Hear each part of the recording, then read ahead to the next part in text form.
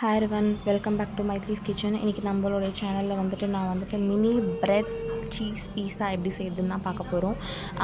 Actually இது குழந்தைங்க ரொம்ப விரும்பி சாப்பிடுவாங்க. பசங்க ஸ்கூல்லேருந்து வந்த உடனே இந்த மாதிரிலாம் செஞ்சு கொடுத்தீங்கன்னா விரும்பி சாப்பிடுவாங்க. ஹெல்த்தியாகவும் இருக்கும்.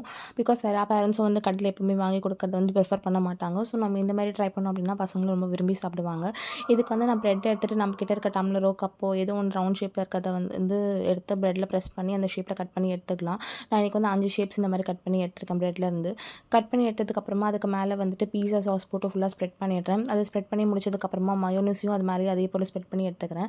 ஸ்ப்ரெட் பண்ணி முடிச்சுட்டு 2 சீஸ் க்யூப்ஸ் எடுத்து நான் ஃபுல்லாக கிரேட் பண்ணிக்கிட்டேன். கிரேட் பண்ணி முடிச்சதுக்கப்புறமா ஸ்வீட் கார்ன் வேக வச்சதை அதில் மிக்ஸ் பண்ணிக்கிறேன்.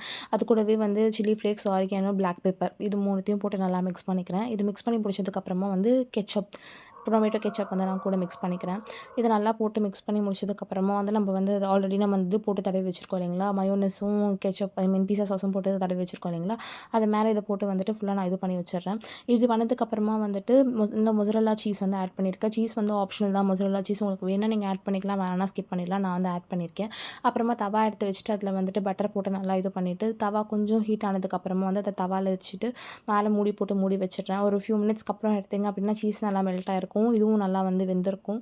அதுக்கப்புறம் நீங்கள் எடுத்து சாப்பிட்டீங்க அப்படின்னா வேறு லெவல் டேஸ்ட் இருக்கும். கூட டொமேட்டோ கெச்சப் வச்சு ட்ரை பண்ணி பாருங்கள். வேறு லெவலில் இருக்கும். பசங்க ரொம்ப விரும்பி சாப்பிடுவாங்க. பசங்கன்னு இல்லை, வீட்டில் இருக்கிற பெரியவங்களுக்கும் இது ரொம்ப பிடிக்கும். பிகாஸ் நம்ம வீட்டில் இருக்கிற பெரியவங்கலாம் கடையில் வைக்கிற பீஸா பர்கர்லாம் சாப்பிட மாட்டாங்க. இது நம்ம வீட்டில் இந்த மாதிரி ஹெல்த்தியாக செஞ்சு கொடுத்தோம் அப்படின்னா அவங்களுமே விரும்பி சாப்பிடுவாங்க. டேஸ்ட்டாகவும் இருக்கும். ஸோ இந்த மாதிரி ஒரு முறை ட்ரை பண்ணி பாருங்கள்.